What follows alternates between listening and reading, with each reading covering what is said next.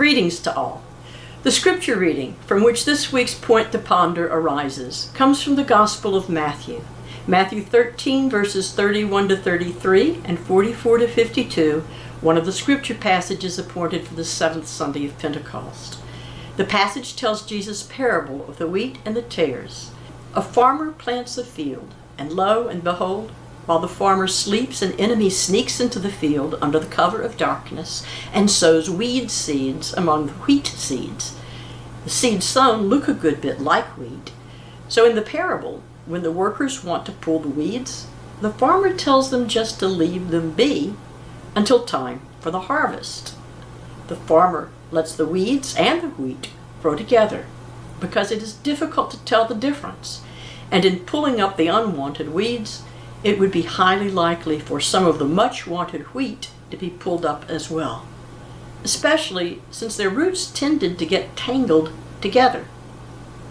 What came to mind for me is that sometimes it is hard to tell the weeds from the wheat, or in an expanded and more generalized statement of the point, in the field of life, one person's weed is another person's flower. To ponder this point with me today, in relation to the parable, is my friend and colleague, the Reverend Dr. Vivian Williams. Dr. Williams is the Associate Pastor for Mount Zion Baptist Church in Knoxville, Tennessee, and the Chairperson for the East Tennessee chapter of the National Women in Agriculture Association. So Vivian, tell me a little bit about where you grew up. I grew up in a little town called Cuba, Alabama, and it's located between Tuscaloosa, Alabama, and Meridian, Mississippi. I grew up on a farm, so I'm a farm girl. I left Alabama in 1965 and moved to Knoxville, Tennessee, and I've been here ever since. The other day, you and I were having a conversation because I told you that I had taken as my point to ponder for this week this statement: in the field of life, one person's weed is another person's flower. My mind kind of went to that point to ponder of, well, sometimes weeds aren't really weeds, and so if we tore them out too quickly, we'd be missing a lot of things. And that was kind of where I had started. And you started to tell me a story about in Alabama with your grandmother, perhaps, or your aunt? My great aunt. Your great aunt, and about some of the things you did with weeds that were important. So would you tell me that story? Well, we had weeds that sometimes we would use as medicine. There was we had I thought it was a flower growing up, but I think it grew wild. It was something called a mustard. And we would take it and boil it, and she would give it to us for colds and stuff. So, and we would use that, and I tell you, it worked. I don't know what else she put in it, but we would drink that. And very seldom we went to the doctor for anything because the doctors were so far away from us. And so a lot of stuff we did was from old remedies that was used in Alabama. One of the things that I was thinking as this point developed was, so often Jesus used nature to make a point and to talk about things. And when he was talking about all the seeds, and when I was growing up, I used to wonder what kind of seeds did Jesus plant. I didn't realize that they were parables at that time. We would be in Sunday school and they would talk about and Jesus went out and he planted the seed, and I'm like, what kind of seed did he plant? But it was after growing up and after studying the Bible a little bit more as a child, I learned that the seed he was planting was love mostly.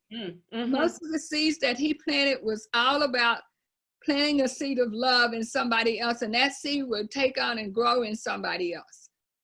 That's right. And, one of the things in this particular parable about somebody among those seeds of love sowing seeds that were not of love. And it's interesting that what Jesus does with that is say, don't yank them up. It's not your job to judge which is love and which isn't. Right, right. That's a good statement. I like that. And because of the way that Jesus always demonstrated his love for so many people, it was almost natural for other people to join in with him after he talked about what the seed of love could do for you, how it could make you have joy, and how it could give you peace, and how it could give you other things in life. And it was just amazing how he could take just that seed of love and spread it so abundantly among the earth. That's right, which actually is true of a lot of weeds that they grow abundantly around the earth, and what to one person is a weed, to another they may call it a wildflower. I mean, some of our beautiful wildflowers that grow wild are really weeds that flower. And you can think about a muscadine. When I grew up, muscadines grew wild. We didn't plant them anywhere, but we could go out into the woods and we could find muscadines everywhere. The black muscadine or the other muscadine, and they just grew plentiful everywhere. And where I come from, blackberries grew everywhere. They were not something that we actually planted, blackberries and blueberries out in the woods, but you could take those fruits. I don't know I know Jesus, when they made wine back in the day, I hope they was using muscadine, but Jesus came with just a simple wine and was able to bless a lot of people with it. And so when we get the wild muscadines and the wild grapes and the wild blueberries, and it can help a lot of people because it can feed them. Absolutely. And the thing that comes to mind for me in that is, you're talking about these things that grow wild that a lot of people would just treat as weeds and cut down to get out of the way so they could cultivate something else. Right. And what comes to me in that is, even sometimes in ourselves, I think that we feel a little weedy. We feel like there's some things about us maybe that we would like to yank out. And so in some way, one of the things it suggests to me is that maybe some of our weeds might be our best flowers or muscadine grapes. Right.